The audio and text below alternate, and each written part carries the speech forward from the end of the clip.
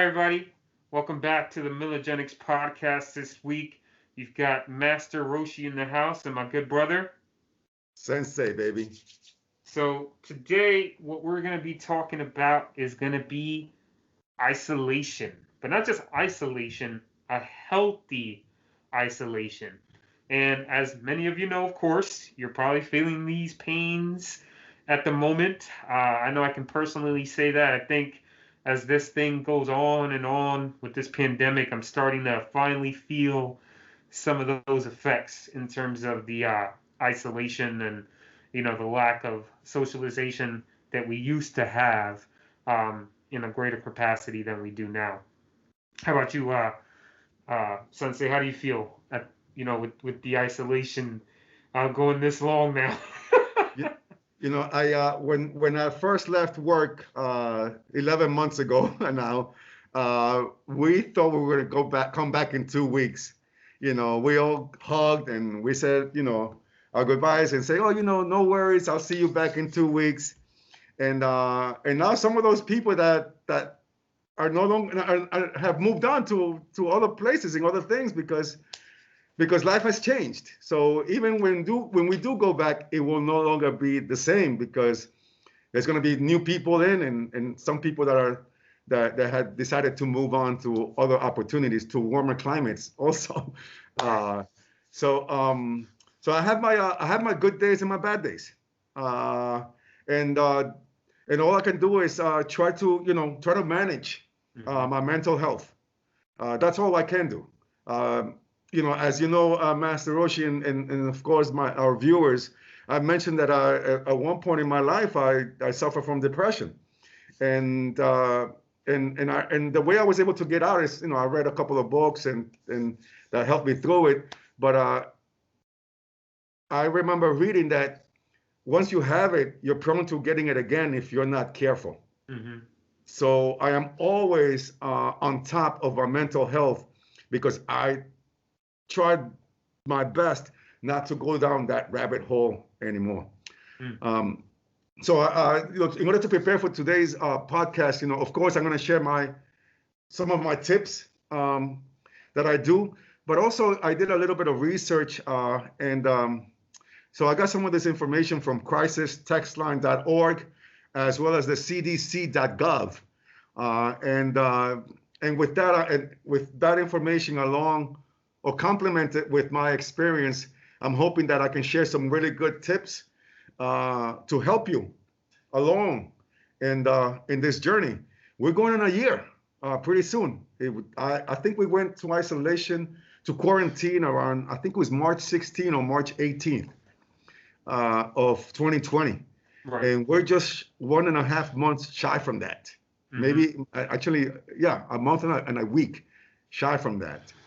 And the way things are going, it seems like we're not going to stop next month. It seems like it's going to go on perhaps maybe another 6 months to perhaps another year. Right. We'll see. There's a lot of great hopes in terms of the vaccination, but we also have to consider that there are millions of people that need to get vaccinated, and it's not going to get done over the weekend. It's going to be a process too. That might just take another 3 to 6 months. I'm not sure how well organized this effort might be, how they're going to be able to do it. But it might take. It's not going to be something like everybody's happy about the vaccine, which is great. I'm happy for that. But it's not going to be as fast as we might think. It might take a lot of a few months before everyone gets vaccinated. So we'll see how this works out. But in the interim, Master Roshi and we're going to talk about how we can implement some habits, some new habits for the new norm to help you battle and keep you moving forward during these difficult times. I was telling I was having a conversation with my students, and we were discussing what was going on with our current situation.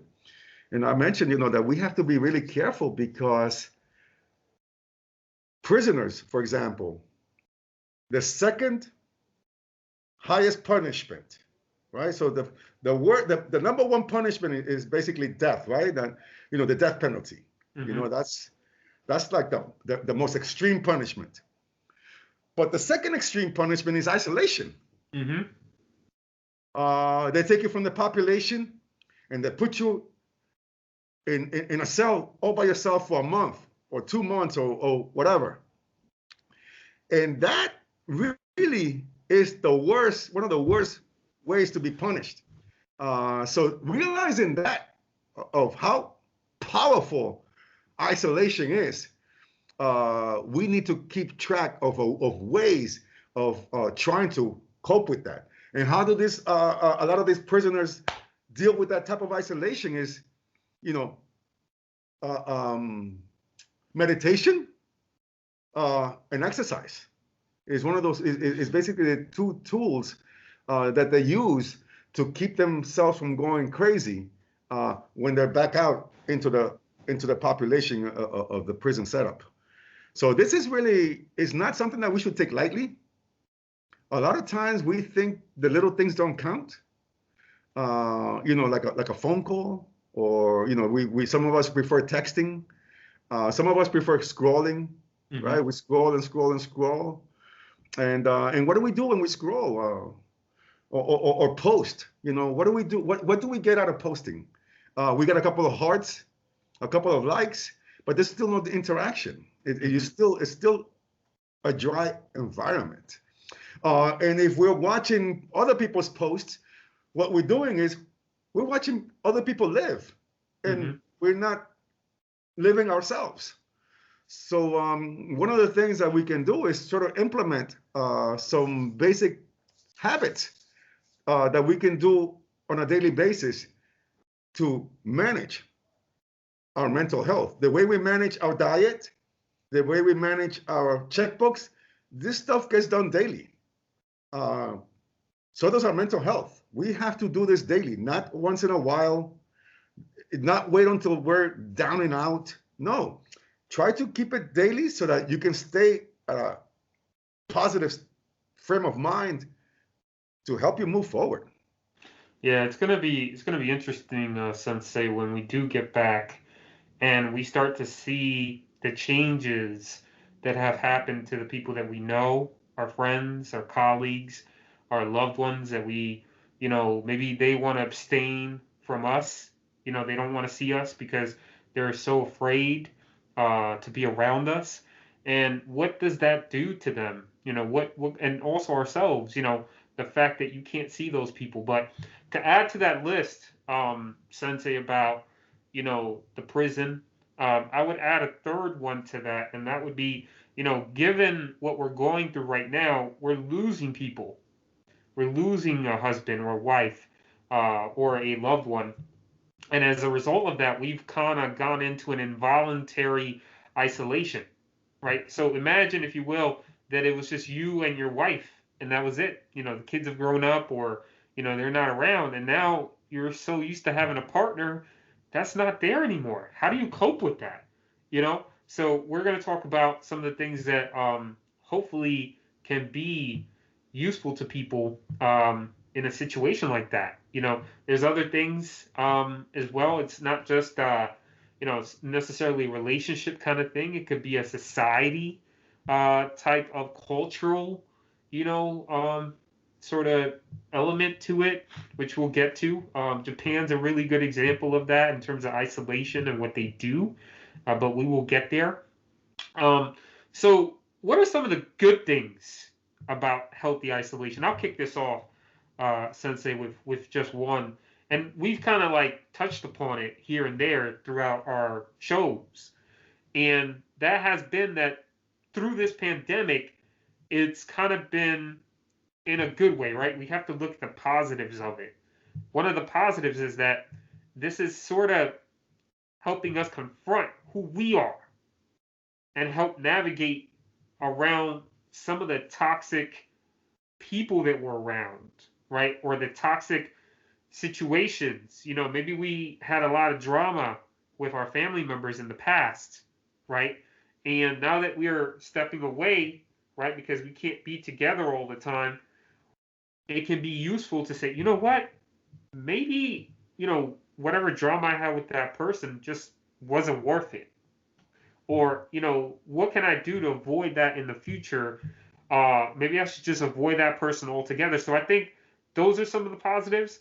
Um, like Michael Jackson said, is that, you have to look at the man in the mirror, right? It doesn't matter if it's a man or woman, you know, um, you have to look at that person. I think that's one of the things we're having to confront right now, Sensei, is that we have to look at ourselves and figure out what are those toxic things that we've been doing over and over again, and how do we strip those away? Hmm. You know, during my research, one of the things that they mentioned, which is absolutely true, is that change is hard already, Hmm. and this change was just from one day to another. It wasn't 2 days 2 days out of the week that we're going to go remote and then move on to 3 days to 4 days. No, we went remote from one day to the next, and we had to adjust like that. So accepting changes is already tough, um, and to accept change at that at that level, at that height, uh, takes a toll. It takes a toll not just on yourself, but on our loved ones. Our children. Children. They may be children that you think that they don't know, but they know, they know what it's like to be around other children, and now they don't have that. They may be isolated right now, and they may be distracted, but we don't know how this might affect them 10 years from now. Hmm. Some of the things that have happened in our lives, at least in my life, is that some of the things that I have done in the past, which I thought was good things, later on, 10, 20 years later, you'd realize, like, man, it wasn't so good. I should have done things differently. And this thing, although we're trying our very best to give our children and our parents a positive experience, we don't know how this may affect us in the long run, and that's something that we're gonna see. Yeah. We're gonna have to wait and see how it goes. But absolutely, going from one day to the next was a monumental change to our everyday routine. All right, it has had a major impact and effect in our lives, and now facing this is highly stressful. It's overwhelming. It's overwhelming. I mentioned to you before we got into this podcast, is that our emotions has been heightened. Um, so so if you were a little sad before the pandemic, now you might be more sad. If you were a little angry before the pandemic, yeah, might be maybe a little bit angrier. So our emotions, if you're not aware of it, can be heightened. Um, I was watching a show, um, and I was watching. I think it was Friday. I mentioned it to you, and something bad happened, and usually my reaction is like, "Oh man, that's terrible. That's messed up." But on Friday, I felt like I took it personal. It's like, man, how can they do that to this man? That's not very nice. And I felt my emotions get the best of me, and I was like, whoa, Sensei. Well, it's okay to feel things, but remember, this is not real. Manage it, take control of it. And then what I decided to do was I decided to stretch a bit, do a couple of pull-ups, and the reason why I do that is so I can just distract myself. Hmm. And then I was able to get back in the show, and then I was like, all right, let's continue, and I was able to get. So that's how I'm learning to cope with the stress in a healthy way, Hmm. as opposed to maybe having a drink and drink my way out of this. Uh, so by maybe putting cold water in your face, stretching a little bit, can be a way to offset those emotions. So that way you can be a little bit more resilient. Just last year we were going to weddings, um, we were going to lounges, we were going to restaurants, proms, but now we're not. Mm-hmm. But like you said, right, the good and the bad. So that's the bad. The good thing is that although that has been canceled, humanity still, I think it has heightened our empathy. It has heightened our kindness. I know I'm a little bit more kind to people. Um, Sometimes I don't see it, especially when people are driving. It's like I see people getting stressed. But I notice that people that I'm around with, people that I talk to sometimes, I notice that there's more empathy, more kindness, a little bit more love towards a human being, and Mm-hmm. that gives me a great faith towards humanity. So I think it's gonna be a different society uh, Mm-hmm. when we go back. It's not gonna be the same. But one thing I must say as we continue through this, Master Roshi, is that if your feelings, all right, prioritize your mental health. All right, right now it should be, that what's that pyramid that we have I have my own pyramid, right? So it takes it takes 3 minutes. All right. So the number one to me is air, right? So because you Mm-hmm. don't have air, you die. So it takes only 3 minutes without air for you to die. Right below that is water.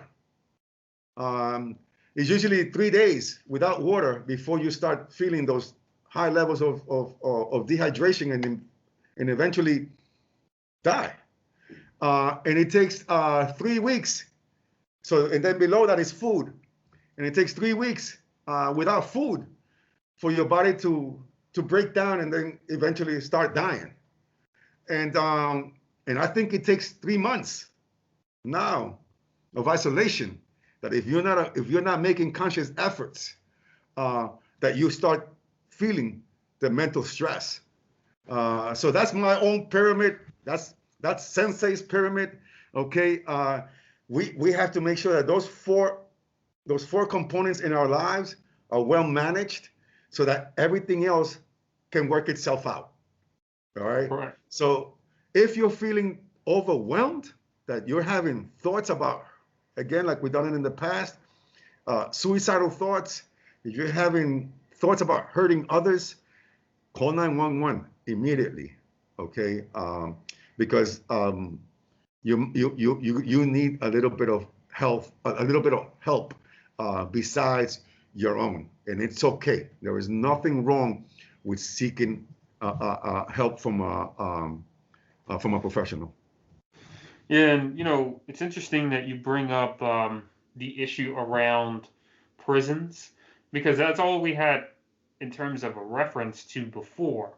I had done some research before the podcast about some of those, you know, things that people experience when they're in prison, and there are psychiatrists that have examined this, and one of the things that they found is that the amount of space that a inmate has is not really sufficient or conducive to your mental health at the current moment. Usually it's relatively small. I can't give you the exact square footage because I don't have it in front of me, but on average, it's a lot less than what people actually need.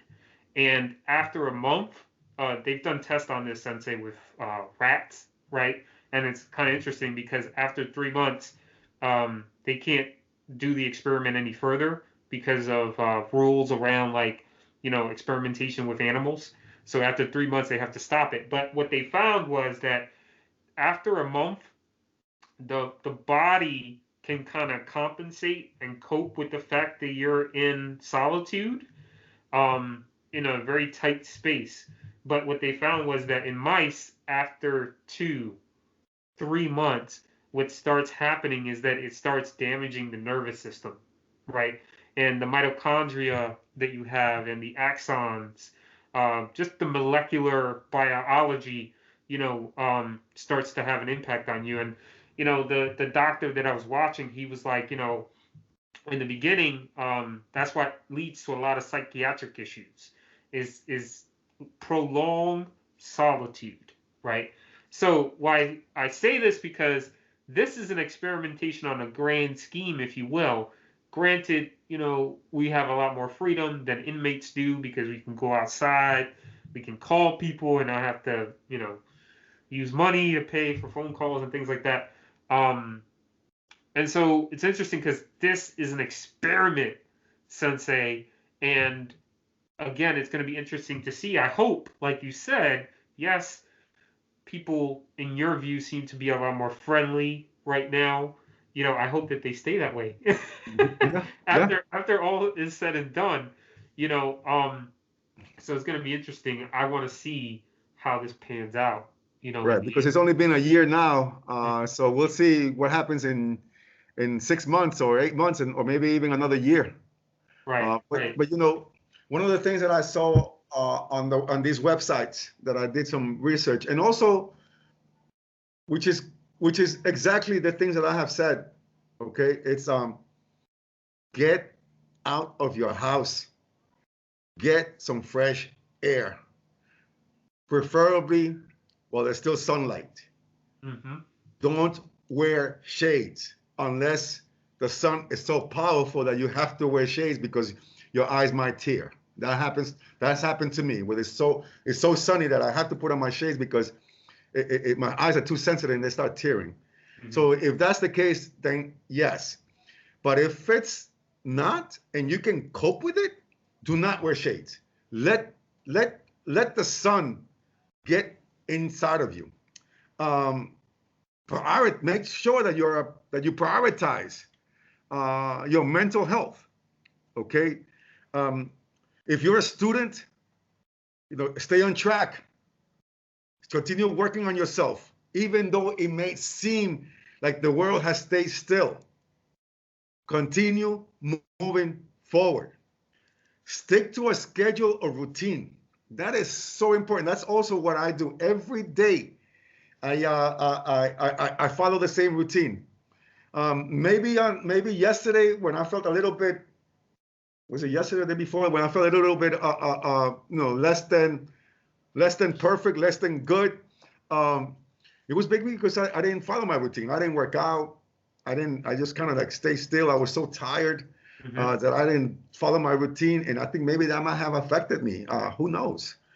So one thing that I do every day is I get up, I get dressed, I take a shower, I work out, I feed myself good food. Okay, no junk food. I try very much to avoid junk food. From time to time, I do it because it's a little rewarding sometimes. But you should not start your day with a donut and coffee. Leave those things. You should start your day with protein. Can I add something to that, Sensei? Absolutely. And real quick, what I do is I try to get that reward after, right? Meaning that one of the things I like to do, I don't know if like in if it has any medical application, I should say, but if I'm gonna have a bagel, right, in the morning, I'm gonna have the bagel first, and then I'm gonna take a walk, right, to be able to walk off those calories. I don't do it after. I just wanted to add that, No, no. because I think a lot of us, take take take all that in, and they're like, I'll do it later. Just do it now, work it off, pay off. Yeah, and this is and you're better than me because if I was to do that, then I won't do it. I won't do the rest. So since I know myself now, what I do is I do all these things first before I could have my bagel, for example. All right, because once I start eating, I don't want to work out. I don't want to go out for a walk. Everything just kind of gets a little bit more slower for me. Maybe it's because I'm quite a few more years older than you. So maybe my body reacts to things a little bit more differently. If I was maybe as young and awesome as you, perhaps I'll be able to do that. Thank So, you. Thank you. but that's what knowing yourself is, Hmm. Master Roshi. Many people say, I know how I am, and you don't do nothing about it. No, know how you are, and then offset that. Okay, I know how I am. If I eat first, I'll get lazy. So knowing how I am, I'll do all these other things first, and then my meal is my reward.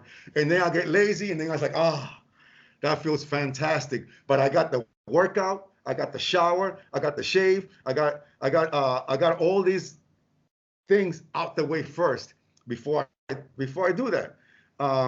So make sure that you have the proper nutrition and the proper resources with you for whatever challenges you might have as a student. Make sure you have all your work, that your computer is working properly, all the materials for you. And as I mentioned before, put the social media to rest. Okay, what's the point of watching other people live and comparing your life to fantasies? Because even celebrities are having a hard time right now, and I'm sure they are. They have to be, because I'm sure that they love the limelight. I'm sure that they love going to places and having cameras and paparazzis around them, and that's probably what fueled them to do more.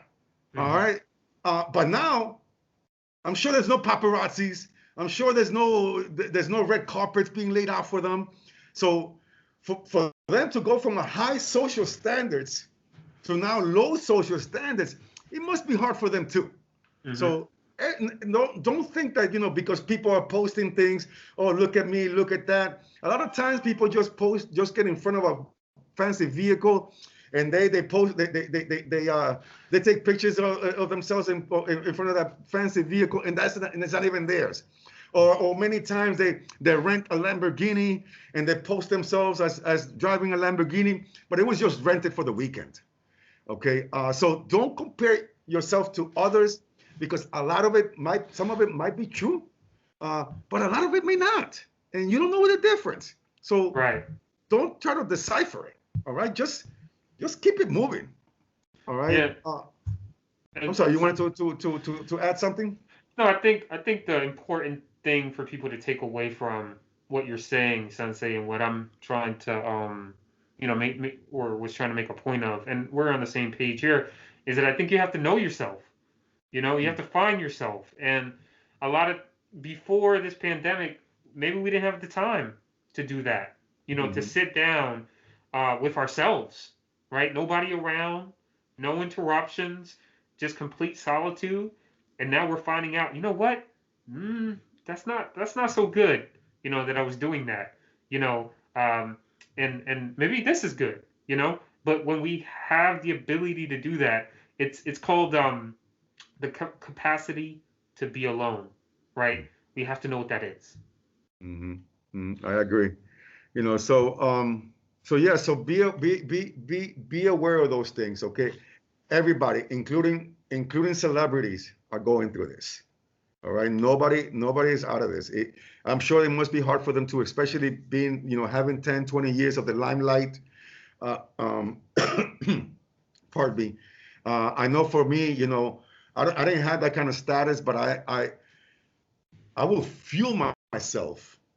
I will get this rush whenever I will be in front of the class and presenting, and it was a good feeling.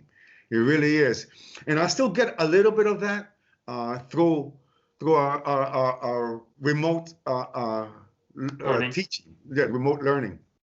But it's not the same thing. But to have this,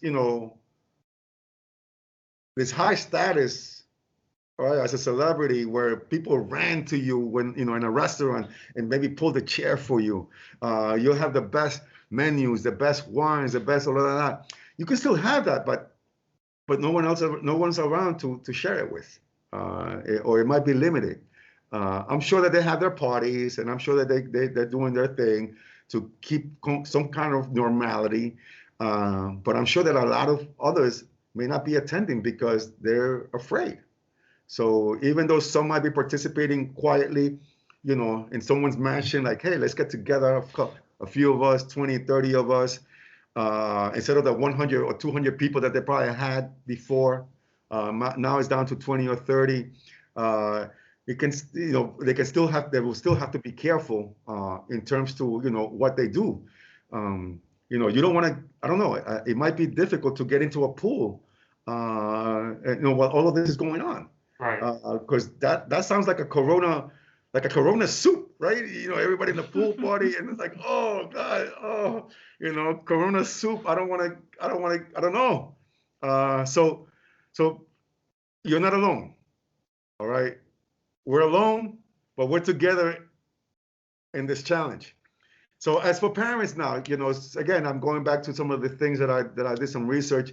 It says the same thing. Stick to the routine. Okay.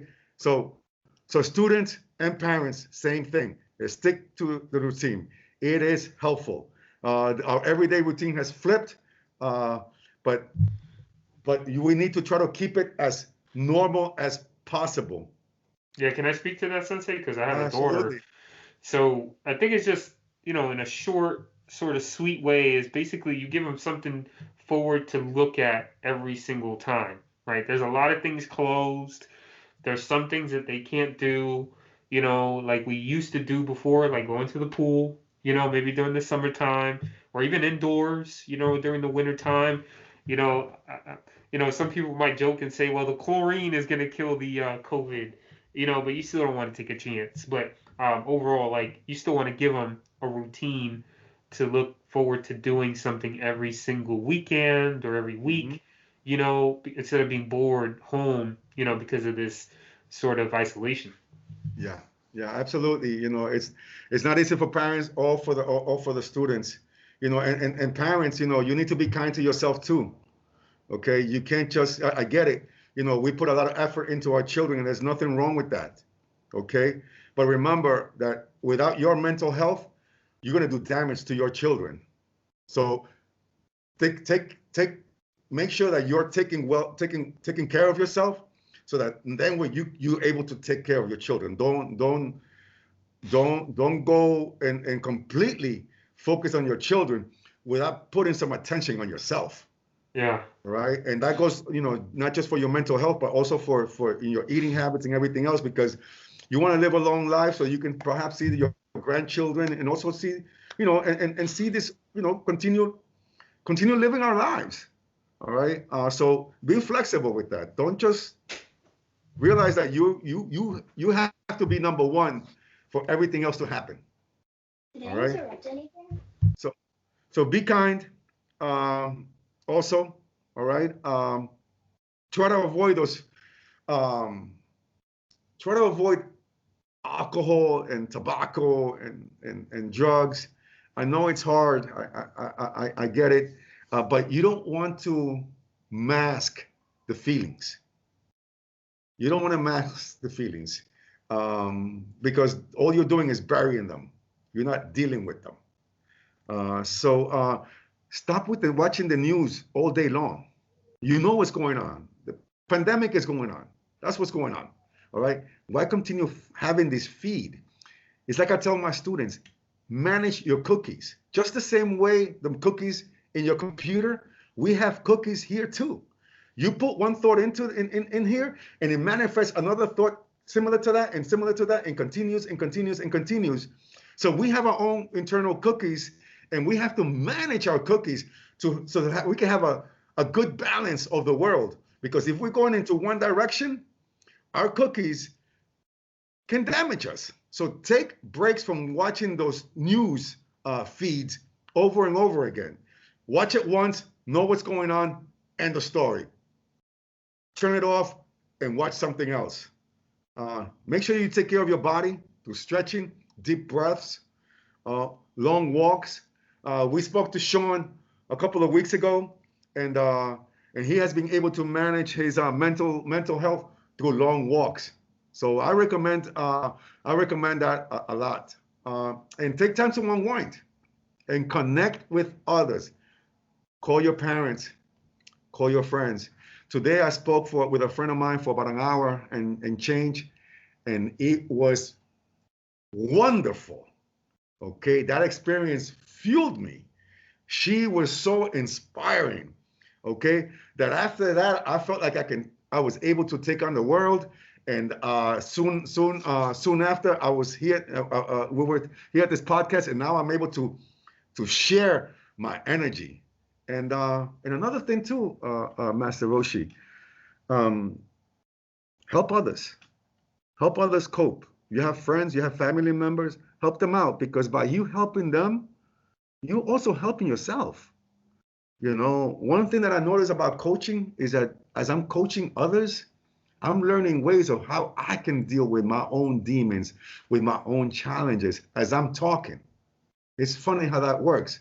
So having those conversations with others to help them cope, you can perhaps pick up some tips that you can apply to yourself, Master Roshi. So that's all I got for now. Hopefully that's helpful to everyone. Stay strong, folks. It's not easy. We understand, but try to manage to the best of your ability. And remember that if you're feeling so down and anxious, seek some help. And what I would like to add to that, Sensei, to kind of finish things off here for today, is just to talk about going off your last point. And I think I could connect it in a way because one of the things that isolation helps with is breaking away from groups, breaking away from, it could be a gang, right?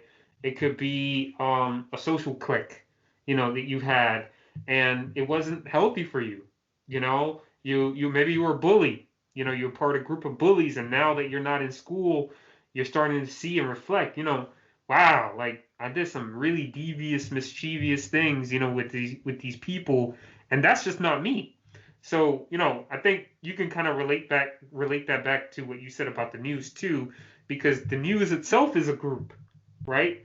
Mm-hmm. And um by you not listening to the news, you don't get continually, I would say, infested, honestly, because it's a lot of it is just really negative. That's the only way they can catch your attention, because as humans, we sort of steer more towards, gossip and rumors and negative news.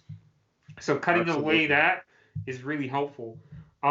So I just want to go through a real quick summary of the things that we talked about, Sensei, um, Absolutely. that will hopefully hit a lot of the points home. So I didn't write this, but this came from Kenneth Rubin. He's a psychologist at the University of Maryland, and he calls these ifs.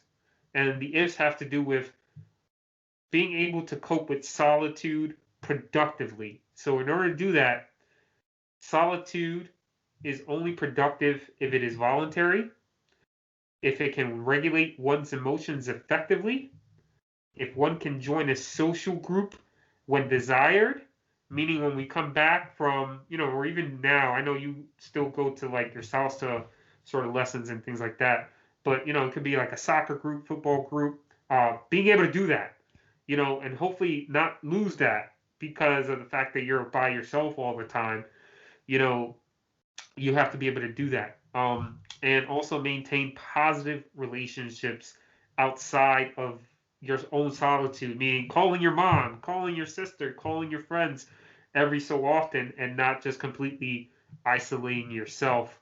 Um, so the last thing I want to say here, Sensei, is a quote, and this quote comes from Donald Winnicott, and it goes back to what I referred in terms of the capacity to be alone. Additionally, uh, this is something that came from Bacher. I don't have his last name, but he says, you have the capacity, the ability to know that you're going to survive, that you're going to be okay if you're not supported by this group, right? So being by yourself will teach you that, yeah, maybe you were part of not the best group at school or the best group of company, and now that you're not there anymore with them, that you're still going to be okay. It's Mm-hmm. still going to work out in the end. You have to be able to learn that. And that's all a part of healthy isolation. Good. Good. Well, thanks, Master Roshi. I think we were able to cover lots of good points. I hope everyone is able to exercise some of these tips. Um, it's a lot to take in, but start with one tip at a time. You don't have to do everything in one day. Okay. Exercise one tip at a time. I've been working out for 10 years now, but I didn't go into a 1 hour routine. I started out with 3 push-ups and 10 jumping jacks. That's all I was able to do. And I worked my way through that to now. I don't consider myself a great athlete, but I'm pretty strong and I'm pretty flexible, and I'm still have energy. It's all because I manage that on a daily basis, and that has been able to help me from the very beginning dealing with this pandemic and these difficult times. So, folks, please, if you like this, please give us a thumbs up and subscribe to our channel. We love you. We love you all. Stay strong. Stay safe. Thank you, everybody. Tune in next week for the next episode. Thanks.